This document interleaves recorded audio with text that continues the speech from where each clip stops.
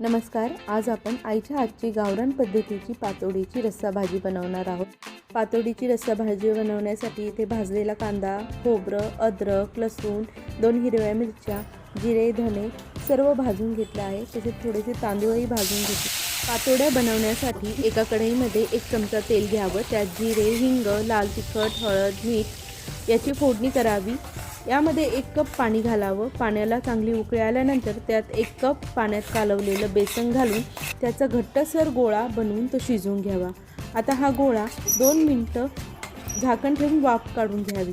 या पिठाला कढईला सर्व बाजूनी पसरून ठेवावं व थंड होऊ द्यावं. पातोडीचा रस्सा बनवण्यासाठी कढईमध्ये कढीपत्ता, टोमॅटो याची फोडणी द्यावी. यामध्ये गरम मसाला, लाल तिखट, हळद घालून वाटलेल्या मसाल्याचं वाटण घालून तेल सुटेपर्यंत हा मसाला शिजू द्यावा. आता थंड झालेल्या पातोड्याच्या वड्या पाडून द्यावा. पीठ चांगलं थंड झालं की वड्याही चांगल्या पडतात, त्यामुळे झाल्याशिवाय त्याच्या वड्या पाडू नये. छान अशा वड्या तयार झालेल्या आहेत. त्यासाठी जो मसाला बनवला होता त्या मसाल्याला छान तेल सुटलं आहे.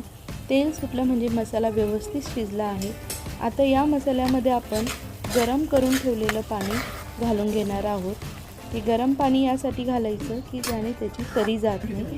छान उकळी फुटल्यावर आपण त्यामध्ये तयार केलेल्या पातोड्या घालून घ्यायच्या आहेत.